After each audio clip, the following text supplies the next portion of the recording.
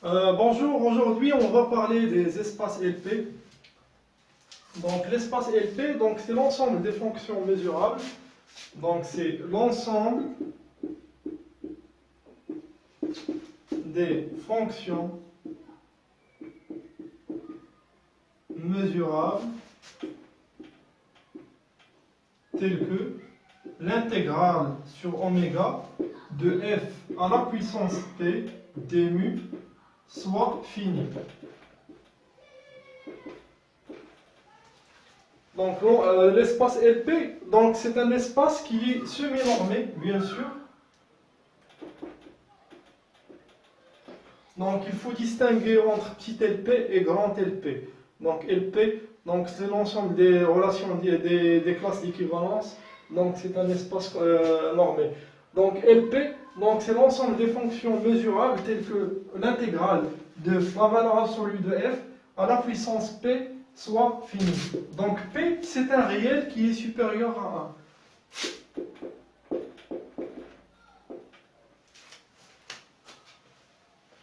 Ou bien, donc fp, f à la puissance p appartient à L1.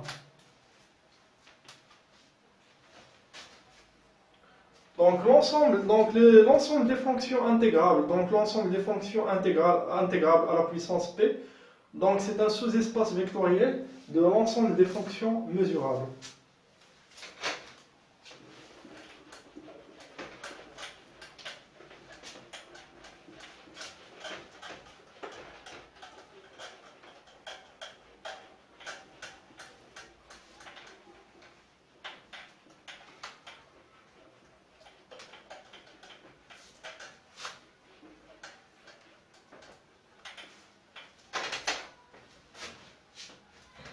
Donc l'espace, pardon.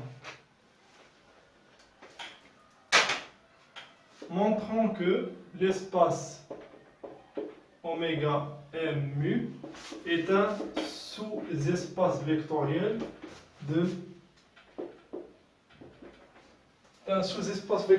des fonctions dans l'ensemble des fonctions mesurables. Donc pour montrer ce résultat, on aura besoin de la convexité de la fonction x associe xr, donc avec r supérieur à 1. Donc on sait que cette fonction elle est convexe, donc f de lambda x plus 1 moins lambda y inférieur à lambda f de x plus 1 moins lambda f de y. Je prends lambda est égal à 1 demi.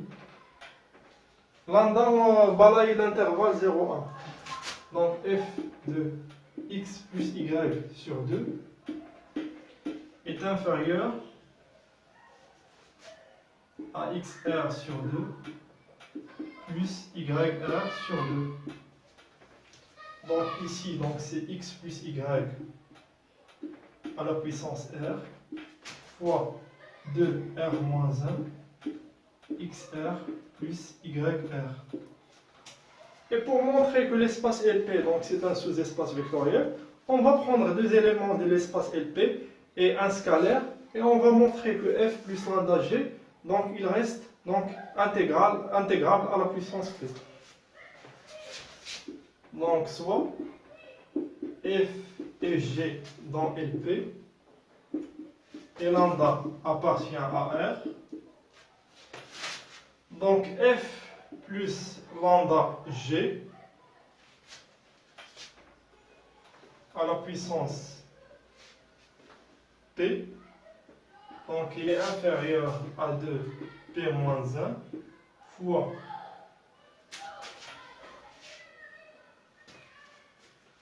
fp plus lambda p gp.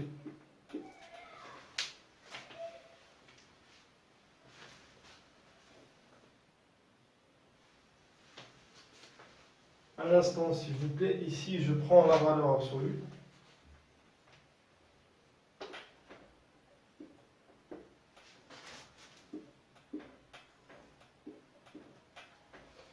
Donc cette fonction, donc, elle est intégrable.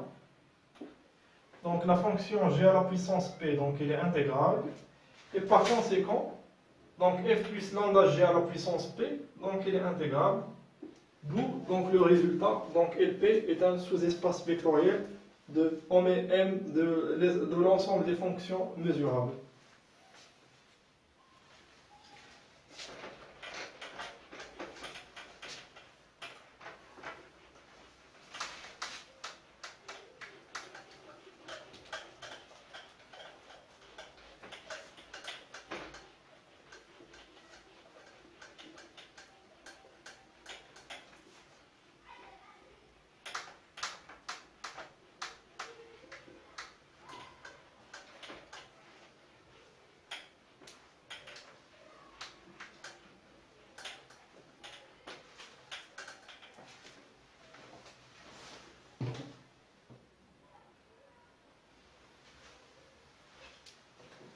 Donc maintenant, on va montrer le lemme de Young pour pouvoir montrer donc l'inégalité de Holder. Donc le lemme de Young.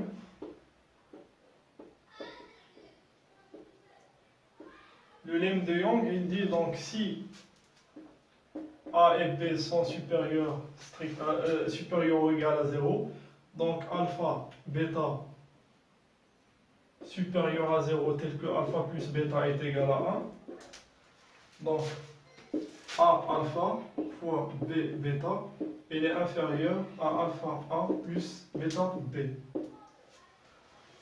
Donc on va appliquer donc le ln, donc j'aurai alpha ln de A plus bêta ln de B inférieur à ln de alpha A plus bêta B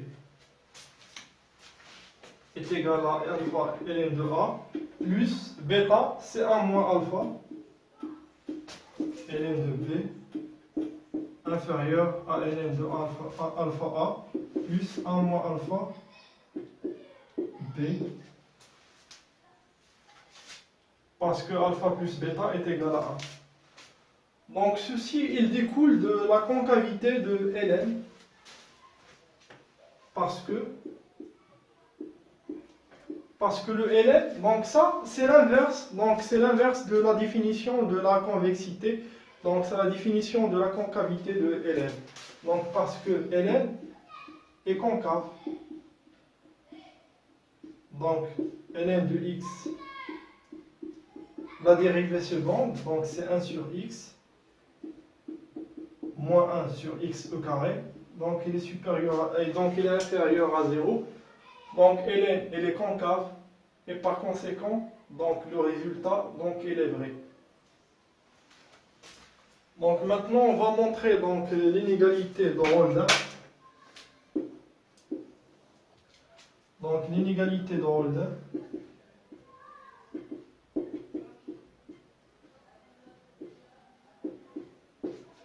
Donc si P supérieur à 1 et Q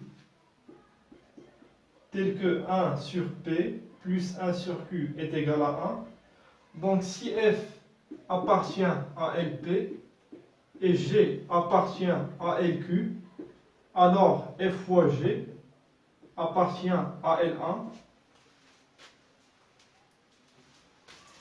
et F fois G 1 est inférieur à FP fois GQ. Donc on va montrer donc ce résultat. Donc on va considérer donc A égale à F à la puissance P. Donc sur la norme de F P, et P est égal à GQ sur la norme de G à la puissance Q. Donc A, c'est F à la puissance, la valeur absolue de F à la puissance B sur donc la norme de F P à la puissance P. P est égal donc la valeur absolue de G à la puissance Q sur la norme de G Q à la puissance Q. Et alpha, donc 1 sur P, donc il va jouer le rôle de alpha, et 1 sur Q, il va jouer le rôle de bêta. Donc on va remplacer.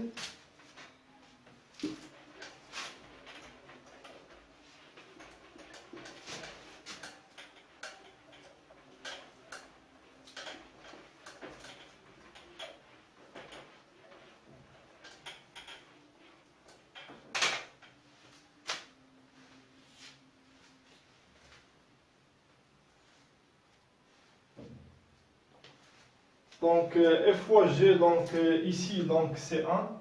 Donc c'est l'intégrale de la valeur absolue de f fois g. Donc je divise par f à la puissance p fois g à la puissance q.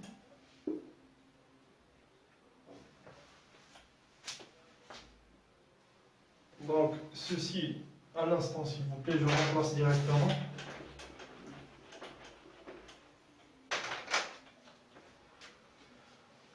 Donc on a dit donc alpha plus bêta est égal à 1. Donc alpha va jouer donc 1 sur p va jouer le rôle de alpha et bêta c'est 1 sur q. Donc à la puissance alpha, donc j'aurai f donc sur f à la puissance p fois g sur g à la puissance q inférieur ou égal à alpha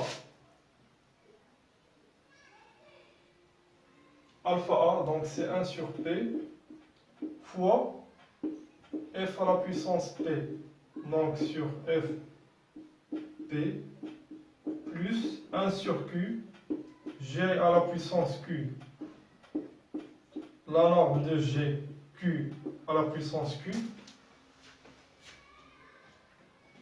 Donc ici, pour pouvoir simplifier, donc on va introduire l'intégrale. Donc ce qui manque, c'est l'intégrale pour pouvoir simplifier. Donc parce qu'on sait que donc la norme de donc f donc la norme fp, donc c'est l'intégrale de f à la puissance p, le tout à la puissance 1 sur p. Donc on va composer par l'intégrale. Donc l'intégrale. Donc on aurait ici, donc on va simplifier. Donc j'aurai ici 1 sur p plus 1 sur q est égal à 1. Ici, donc j'aurai l'intégrale de f fois g inférieure à f p g fois q. Donc il suffit de faire passer donc ce terme de l'autre côté et on aura le résultat. Donc f fois g à la puissance 1, donc il est inférieur à f à la puissance p, f la norme de p, g norme de q. D'où le résultat. Donc maintenant on va montrer donc l'inégalité de Minkowski.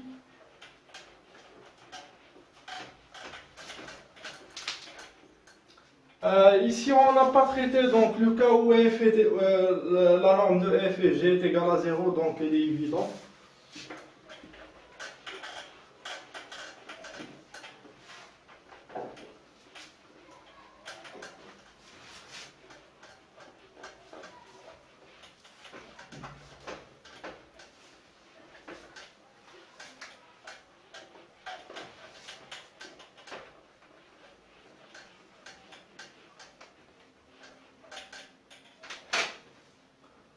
Donc la norme, donc on a dit que la norme f à la puissance p, donc c'est la norme de f à la puissance 1 sur p. Donc il vérifie donc l'inégalité de Holder et l'inégalité de Minkowski. Donc maintenant on va prouver donc l'inégalité de Minkowski. Donc l'inégalité de Minkowski, donc f plus g à la puissance p, donc est égal à f norme de p plus g norme de p. Donc on sait que f plus g est inférieur à f plus g.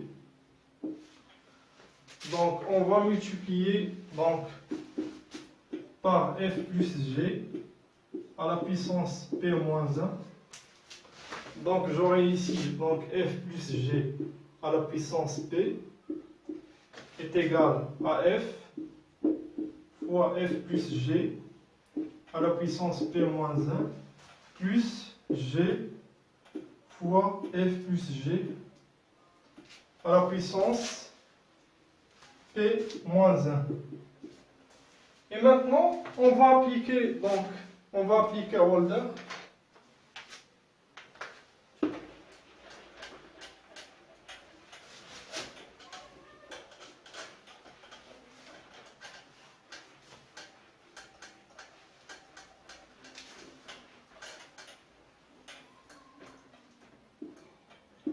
Donc l'intégrale, on va appliquer Holder. F plus g à la puissance, donc la norme P, inférieure donc la norme de Fp à la puissance P, plus la norme de F plus g à la puissance Q fois P moins 1 à la puissance 1 sur Q, plus donc G P à la puissance 1 sur P, donc fois l'intégrale de F plus G à la puissance Q P moins 1 à la puissance 1 sur Q.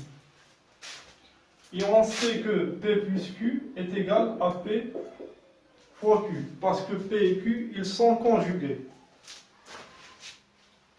Donc ici, donc PQ moins Q, donc PQ moins Q, donc c'est P.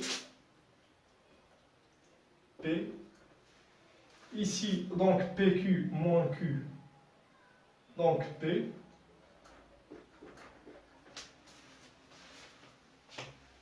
Donc ici, donc c'est F à la puissance P fois G à la puissance P. Et je vais factoriser par ce terme.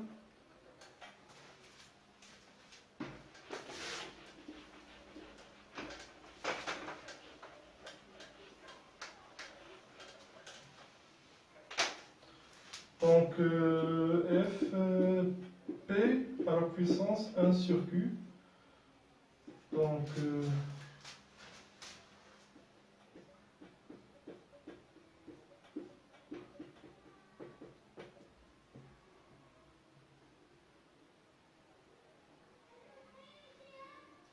c'est F plus G.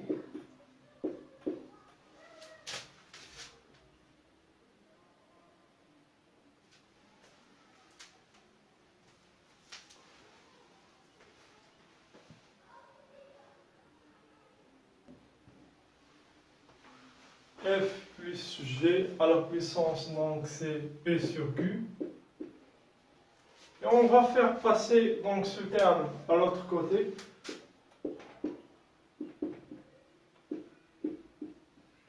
Ah, normalement ici c'est à la puissance P, donc c'est P moins P sur Q. Donc F P plus G P. Ici P moins P sur Q. Donc P plus Q est égal à P fois Q. Donc je divise par Q. Plus 1 sur P. Donc P moins P, donc c'est 1. Donc ça marche. Donc la norme, donc il vérifie donc la norme donc F à la puissance P.